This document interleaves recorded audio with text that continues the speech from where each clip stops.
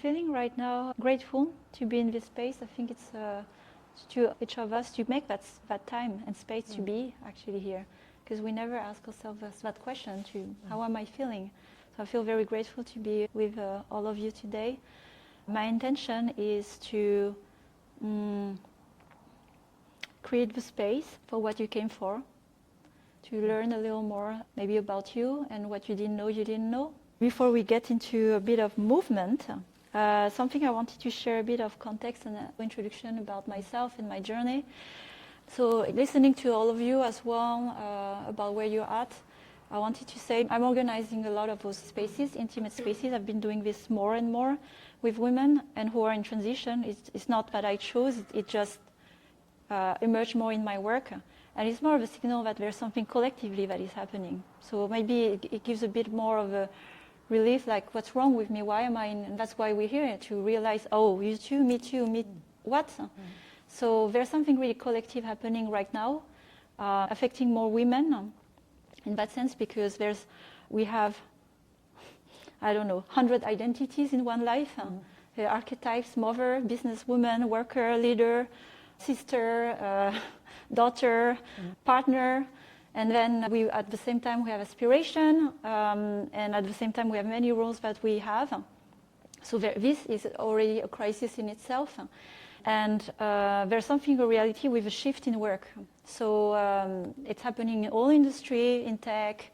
I come from gaming, which is like, with AI coming, there are roles that are made redundant. Then a lot of companies that go for profit, and then our soul is more and more depleted. It's like, when they wake up, what the heck am I doing? I feel completely empty. I thought that was it. I worked so hard, I sacrificed many things to come that far, and it's not fulfilling me. So that's why I started to do this work too. So you start to talk to each other and realize, oh, shit, we are in this together. But also maybe to give a bit of a sense of hope. The answer is collective as well. But no one has the answer individually, but this is something that will be co-created together. And I'm so grateful that we do this, to create those spaces, because I don't have the answer. None of us here individually have the answer, but this is where we need to start to discuss, to create it. And then that's why we create also this kind of event, that they evolve, because that became as a need that we started to identify. So in your question, like, okay, what's next for me? What kind of business can I do? It's like, look around and where are the needs? And there are so many things to serve by women for women, I would say as well, which is very inspiring. So I'm looking always the glass full more than empty. And in my journey, I was also in corporate for 16 years. And then I had a few moments in my career where I felt really abused like of power. Like used, utilized, I did my job, I was a performer, and then when no longer needed, I was pushed out. Or when I was a bit too much myself, like having an opinion, having a voice, which is what the world is built for, it's designed for us to not have a voice. And I'm not anti-men, but I have many things to say about patriarchy and the legacy of the system we live in. Then I was like pushed out a few times, and I was like, with all the energy I put into that job, creating value for someone else. And then at the end, when I'm no longer needed, I own nothing. So I was like a few times, like no more, and there was a point, I'm done. So that moment happened 2 years ago. And I was preparing for that already. So maybe some of the decision for you is to figure out, when are you deciding you're done with whatever is in your life right now? And it's to process from the moment you've decided to a few years later to be ready for that moment. Which is the invitation.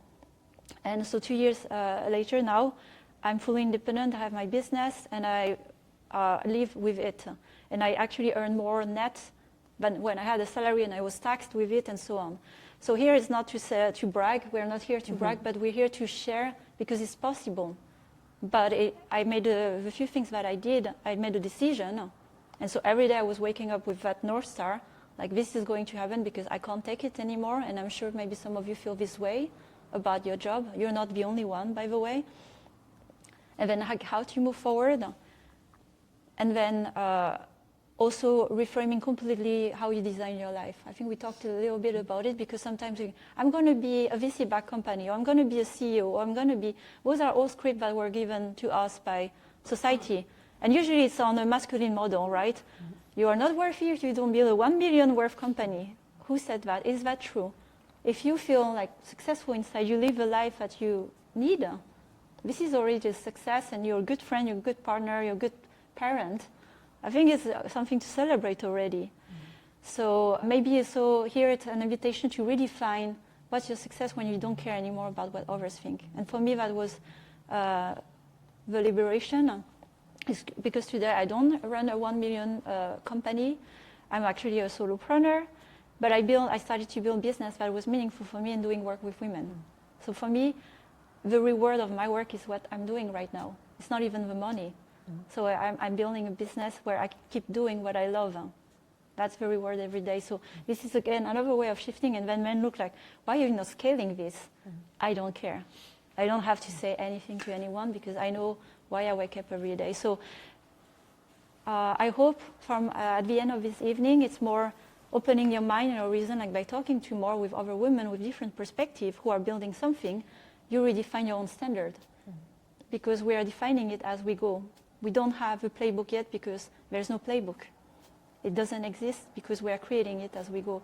Even Delphine, you have a model of life that is yours, you know. And Marie, I'm very excited about where you're going. So I think here it's just to define our paradigm. Mm-hmm. And it's possible, but it needs a sisterhood. Mm-hmm. That's also my message. Mm-hmm.